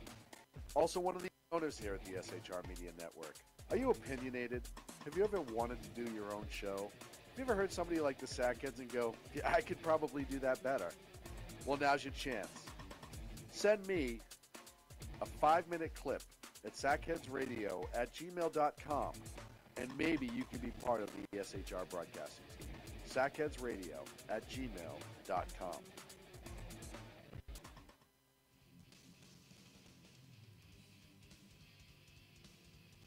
Beware, the Jersey Takeover is here every Monday through Friday, 9 p.m. till 11 p.m. Eastern Standard Time. You can catch Reaver Common Sense Show hosted by Jersey Joe right here on SHRmedia.com. Only Jersey can deliver hell like no one else.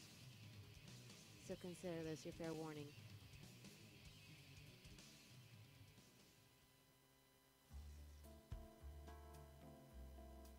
Human by race, Christian by faith, American by nationality, and conservative by choice. Reverend Ralph J. Chittum Sr. is the right guy on SHR Media from 8:05 to 9 p.m. Monday through Friday.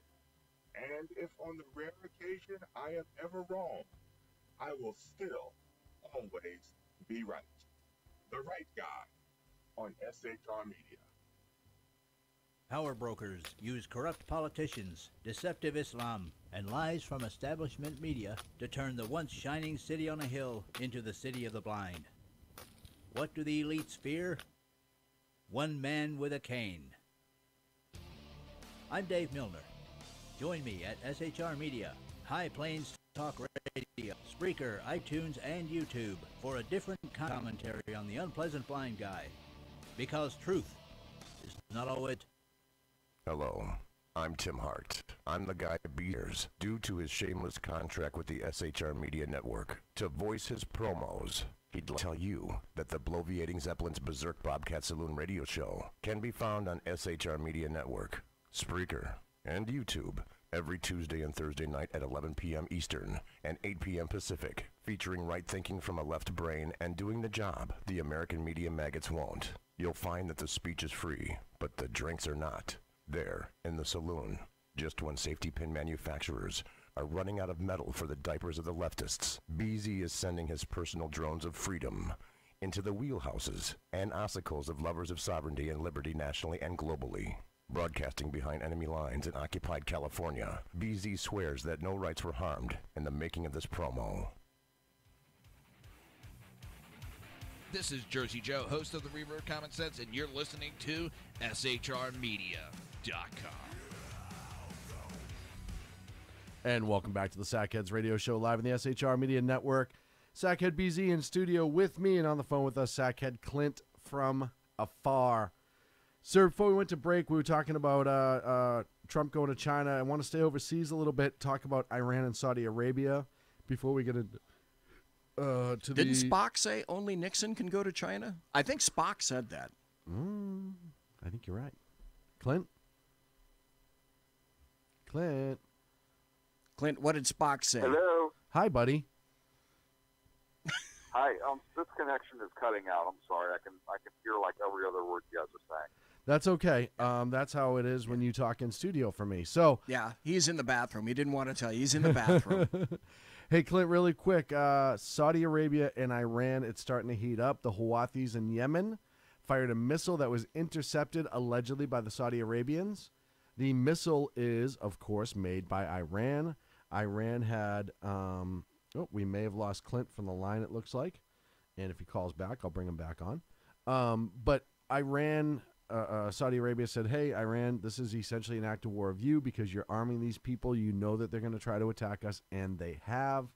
It is a proxy war with Iran and Saudi Arabia. As of right now, it's proxy.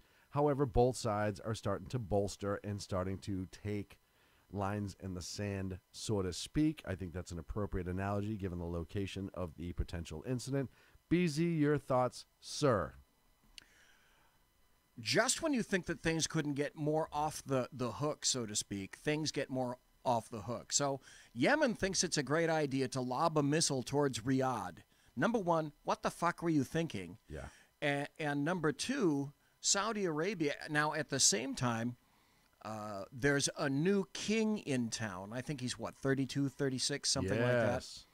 And at the same time all this crap is going on simultaneously, he's decided that he's going to go against corruption in Saudi Arabia. Yes. That's turned stuff absolutely politically upside down in Saudi Arabia. Now, he has, in fact, ensconced them yes. in a 5-star resort. Right. what their Saudi Arabia prison is to them would be paradise to the rest of us, but I digress. Yeah, all they're saying is the hookers don't have F cups, now they have D cups, and that's a terrible loss of face for all those Saudi princes. Oh, man. So at all that, during that time when there's internal strife in Saudi Arabia, they're encountering this, and I have to say, I am frankly surprised that, and they know from where this missile sources, they read the media just like we do. I'm surprised that they haven't decided that they're going to do something either to Yemen or to Iran. Yeah.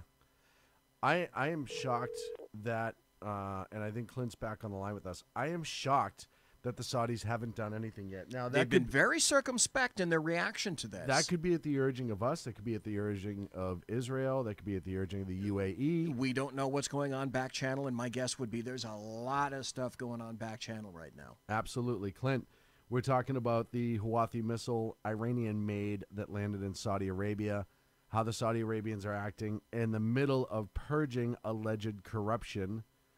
Your thoughts? Yeah. Look, I think that I think that it's clear that Iran is supplying missiles to the Yemenis. Obviously, yeah, we are. The U.S. is. It's clear that Iran is a rogue nation as well. I'm very much afraid of being pulled into two different conflicts with rogue nations. One in Korea and in that part of the world, and one with our partners in the Middle East and that part of the world. Right. Particularly if Israel's involved. Right. I mean, if these rockets are being launched into Saudi Arabia from Yemen, they're finding their way there. I don't think it's a huge stretch before Iran, who's already made their intentions very clear, start perhaps launching some stuff themselves into Israel. And, Saudi Arabia is a conflict where maybe we can kind of do a little dance, sidestep, kind of stay out of a little bit and maneuver. I don't think there's a whole lot of wiggle room when it comes to doing that with Israel. And so my concern is that Iran is going to start getting stupid, and North Korea is going to seize opportunity and get stupid simultaneously, or vice versa. Right. And if you're advising Netanyahu, you're advising Saudi Arabia, do you say, hey, look, give us time, or give it a little bit of time? I know it sucks. Or do you do? You guys, you would not like my advice. Look, my advice would be this. I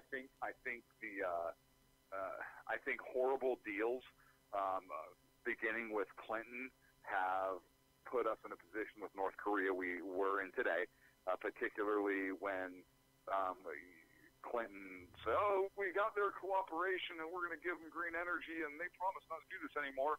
And the same deal with Iran that Obama cut. Right. I think identical. Iran is going to be is going to be the identical situation, maybe 10 years from now, if not sooner. So look. If I was advising Netanyahu in Saudi Arabia, I'd be like, hey, you guys partner up, get other partners in the region, and go fucking put a stop to their bullshit. If you guys deal with Iran, we'll deal with North Korea. Well, so I absolutely think that that's the right thing to do. I think the Saudis can take a page out of Israel's book in dealing with Syria. Hey, occasionally you're going to fly someone over into Yemen, drop a couple missiles, tell them that you're right there and you're not afraid to touch them, and go back. If Iran dares to try to intervene, which they've done in Syria, and Israel's done a really good job of saying, hey, I know the Iranians keep threatening to kill us. They're right in our border, but we're not getting that involved with them. We're just taking care of what's coming over our border. But if Iran decides to try to poke the Saudi Arabian bear, I think you'll see Israel go, ooh, pick us. We'll be happy to help you right now in this. Pick us, please. Well, I should like to point out, I need to be Captain Obvious of this. Here's an article from 2 days ago from the New York Times. Saudi Arabia charges Iran with act of war, raising threat of military clash. And unless you're schooled in Islam and know what's going on around the Middle East, this is a clash that's been brewing literally for hundreds, if not thousands of years. Yep. Okay. Shia Muslims are the majority in Iran. Sunni Muslims under Wahhabism are the majority in Saudi Arabia. And the two do not mix. It's the Hatfield and McCoys. It is exactly the Hatfields and the McCoys. So if you think that it's just this missile that is predicating this, yeah, this might be the straw and the camel, so to speak. But this crap, Sunni versus Shia, yeah, geographically you nailed it. has been brewing for years, and we need to acknowledge that. And that's the point. So we can acknowledge it, but the fact is this missile, like you said, it could be the straw. Look, it's the perfect excuse. Iran is a major problem. They pose a major threat to the United States. Mm-hmm. So if there's an excuse now for another country to go handle them before they get to the point where North Korea is, where they have nuclear capability, then I would be encouraging those nations to go handle them. And ladies and gentlemen, I think Saudi Arabia and Israel and the Middle East should go handle Iran. I was going to say, ladies and gentlemen, welcome. I'd like you to meet our friend Israel. Because if anyone is more than capable of leading that sort of strike to have it actually be tactical and effective in the Middle East, Israel is the main player. Back up just for a little this. Is this not the perfect time for something like this to occur? Yes. What would we be doing right now under an Obama regime? We'd probably be giving more $3.7 billion of cash in the dead of night in the back of a C-117 on wooden pallets sent over to Iran. So who financed those missiles from Yemen into Saudi Arabia? Look, Barack Obama. Look, thank you. We would be given red lines in the sand like nobody's business right now if Obama was still in office. His toe would be dragging across the sand like Bugs Bunny trying to get Yosemite Sam to fall off a cliff. But now the communication systems between Netanyahu and Donald Trump are going to be much more inexorably linked in a positive fashion so that one knows what the other is considering. And if there's ever a time that there will be unity against these various factions and elements in the Middle East, it's right now. This is perfect. I agree, and I not also necessarily a good way, but it is perfect. And I also think that we will provide plenty of intel and support and not be directly involved. Yes, we will. And that's exactly what should happen. And the UAE and Iran and Jordan, Saudi Arabia and Jordan, they should all be kind of working together on this because those are all nations who have identified Iran as the problem in the region. And that if you didn't have Iran acting out, you wouldn't have had half the stuff going on like you have in Syria and Lebanon and every other place that they've caused problems over the years. Hezbollah and Palestine, you'd be cutting the head off of many snakes at that point just by dealing with that one problem. Clint, last word before we get to Brazil. No, let's get to her. Okay. We need to touch base on her. Okay, Donna Brazil, her book came out this week, and it has not treated anybody in the DNC nicely whatsoever. From making the allegation of, or confirming the allegation that Hillary and the DNC stole the nomination from Bernie, to talking about how Debbie Wasserman Schultz was just a complete disaster for the DNC and that her lackadaisical approach to everything is what led to a lot of the encryption breaches and Debbie Wasserman Schultz was a dumpster fire for the DNC. Oh, she was a dumpster fire anyways, and she just happened to work for the DNC. You have her going out against CNN and Jake Tapper. You have her attacking literally everybody.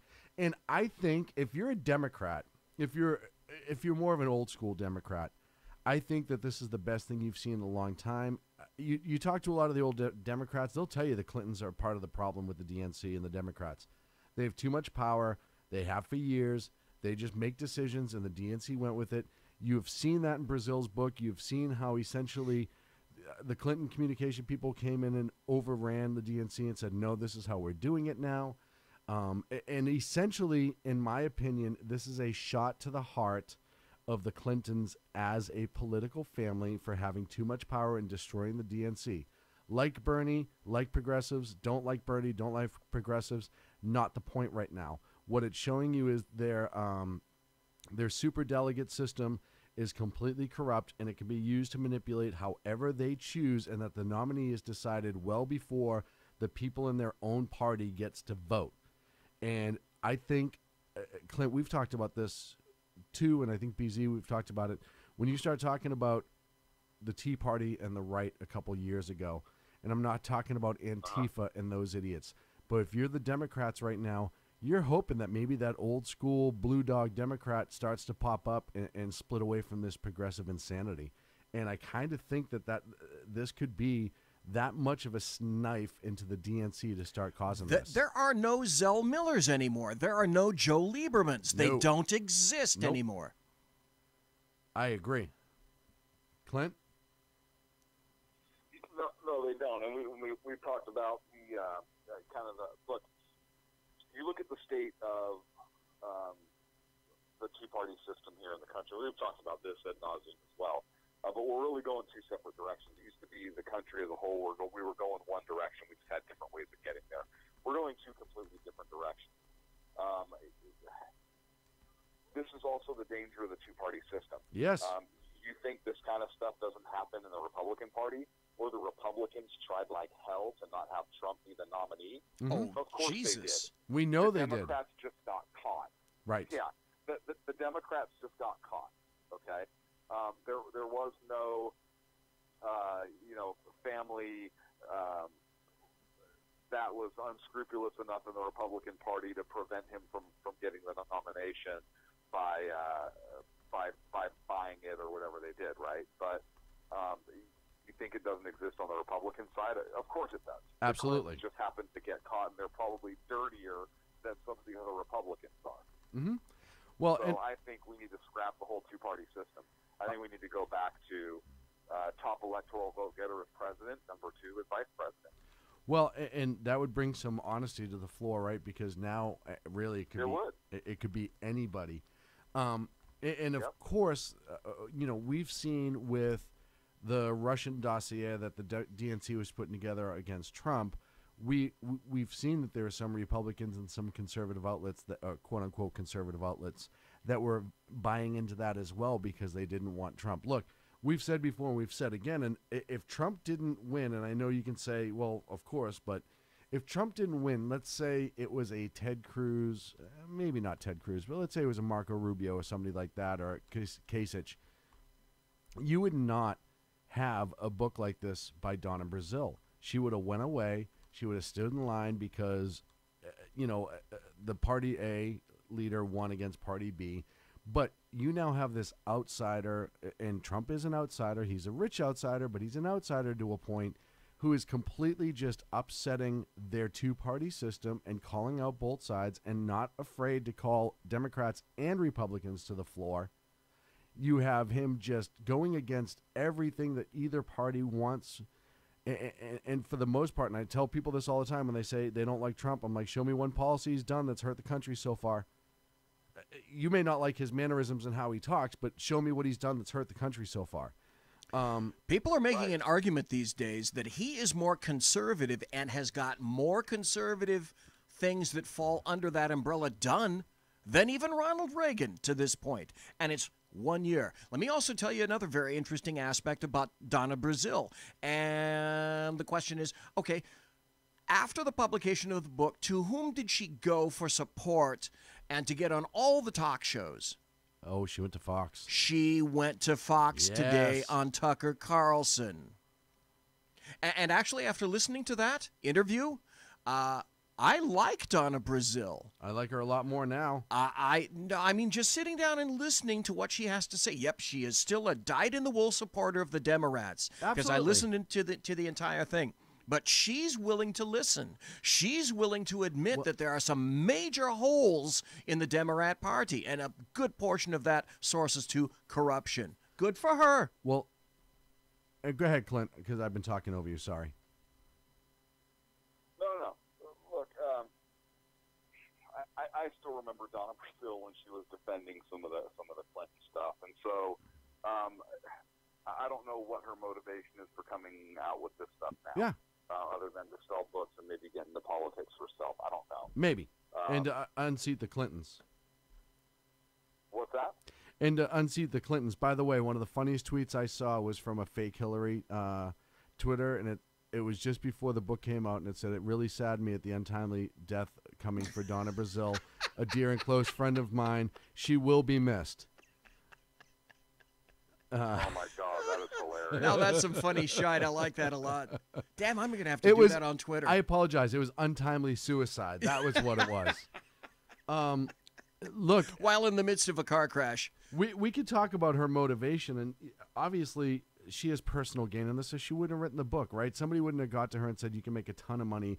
All you have to do is politically assassinate the Clintons and most of the people in the DNC.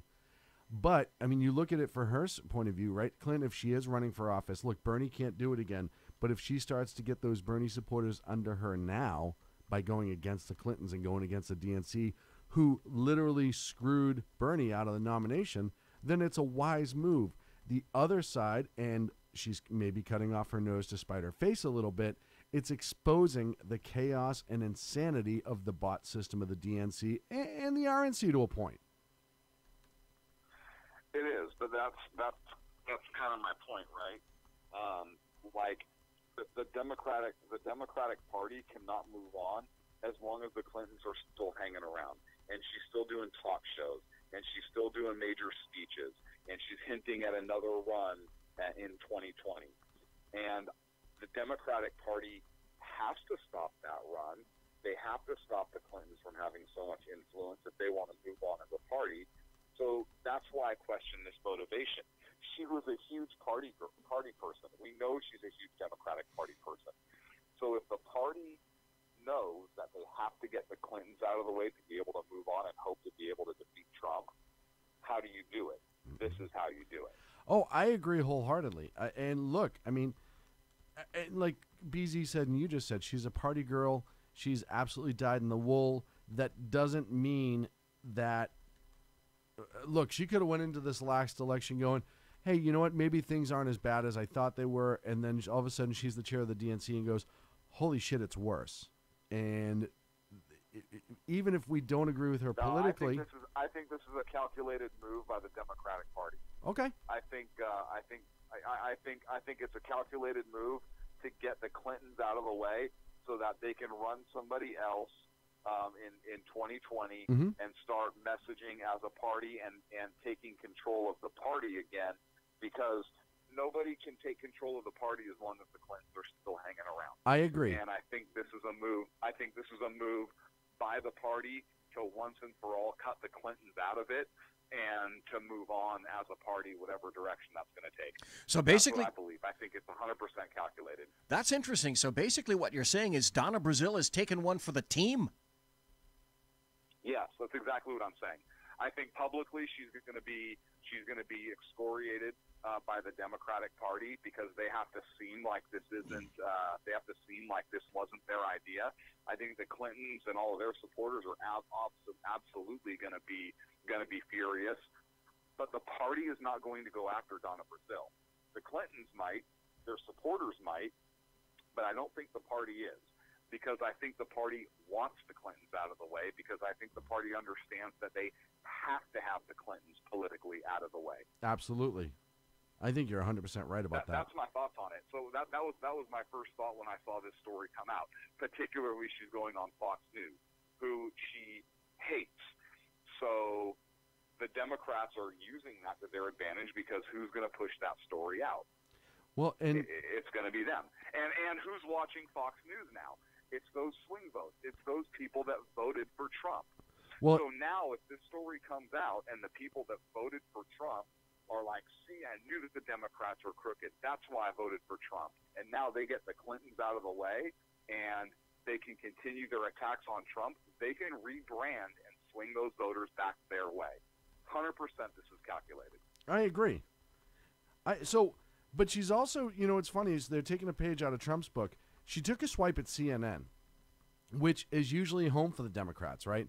And she takes this major swipe at Jake Tapper of all people. Yep. Yeah, but here's the thing. They don't need their base. They don't need the diehards. They already have them. So they can swipe at CNN. They can swipe at those diehards all they want because they're going to vote for them anyways, but it's going to pull those people away from the ones that Trump pulled. And that's what they have to do. So, of course, they're going to swipe at them. Look, I'm not buying into it. I'm not like, oh, yeah, they're becoming more reasonable. Bullshit. They're calculating, and I think they know exactly what the hell they're doing. I agree to a point, but I also think that you're seeing them start to use a little bit of Trump tactics in this, right? You can now, when CNS does something like this in the future, she can turn around and say, hey, look at my book. I told you before, they're taking these uncalculated swipes, these swipes they don't need to get. They can start using fake news. I'm just saying some of this has been very Trump-esque in the sense of getting the media to do your bidding, reaching out to the people that you want to reach. Course. But that's my point because right. it works, right? Right. No, So that's they're what I'm saying. using these Trump tactics to pull, to pull the voters that they need back. Yeah, absolutely. I'd like to make one final point if I could. Okay. Demographically, the left, if anybody thinks that the left from now until the end of time are going to move a little bit towards the center. Absolutely are going to. They're going to go to the moderate. No, they're not. They're not going to. They don't have to. They know what the demography is now. That's why they love illegals. Demography is to the point now in the United States of America where they know that illegals are going to vote for free cheese all the time. But they here's don't the thing. have to court the Midwest anymore. As far as they're concerned, the Midwest can go fuck itself. Yeah, but here's the thing. Illegals may not be able to vote in national elections by the time... Over 1 million, probably close to 2 million illegals, and it was admitted by the Daily Caller, had an excellent article on this, that up to 2 million illegals voted illegally for Clinton in the last election. Yeah, but even with those 2 million votes... But they still lost. They still lost. Right. So what you need... They still lost in the Electoral College, and what do they want to kill right now? The Electoral College. Yes, but you also have to look at the fact that they already have those illegal votes. They need to move a little more center in order to get those swing votes. Now, it may not happen, and they may not be smart enough to do it. But hang on. I think they're going to pretend to move to the middle by doing what they're doing right now with Donna Brazile. In reality, as soon as they get power again, they're going to slam right back to the absolutely. Okay. And that's what I'm talking about. But the I don't think underlying that they're going to step philosophy- away from their values. They're not going to step away from their ridiculous values, but they will sell it as they are in order to pick up some people who may be socially liberal but want to keep their guns, so maybe they'll lean that. They're going to do what they can to try to chip away at that center vote and get as many of those over as they can. It may be it's a lie, but that doesn't mean that it's beneath them by any stretch of the imagination. It's completely not beneath them to lie. So I think that's their approach. And, as the common observer... And they're getting help. Well, yeah, and they will continue to They're get help. getting We're help. up against a break. We're up against the end. Yeah, they're getting help. They're getting help from the GOP. Thanks. Yeah. We're up against the end of the show. We are up against the end of the show. Yeah, the GOP is helping to hose us, too. Hey, Clint, sir, thank you very much for joining us. Appreciate it, Clint. Thank you, sir. You go back to your Hooker Rock convention, and we will see you next week. How many piles of rocks could he have assembled in all this time, in an Good hour night, and buddy. a half on the radio? Oh, there's a pile. A ton. Oh, yeah. No, the pile is enormous. Folks, that's it here for the Sackheads Radio Show. Tomorrow night, 8 p.m. Pacific, 11 on the East Coast. Make sure you check out the Berserk Bobcat Saloon with the bloviating Zeppelin. Before him, you will absolutely have Jersey Joe. Jersey Joe. Jersey Slow. Jersey Joe. And, of course, all the other great shows. I got to cut it short because we're going to go follow us on Facebook, YouTube, and everywhere else. Twitter as well. SHRmedia.com is the website. We will see you next week. The best late-night conservative talk show in America, Sackheads Radio. And listen, there are no people better on the air to give you the best in conservative talk than Sackhead Sean and Sackhead Clint. And we're working on immigration papers for a certain other guy who happens to work there, too. For those who are tuning in around the world to the best late night conservative talk, Sackheads Radio. Sack News. Sack News. Radio. Sack News. Sack News. Radio.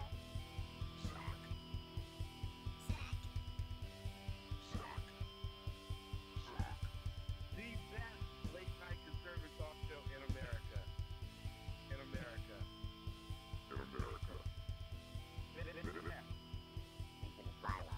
And in this web was a large, I'm pretty sure it was the biggest spider I've ever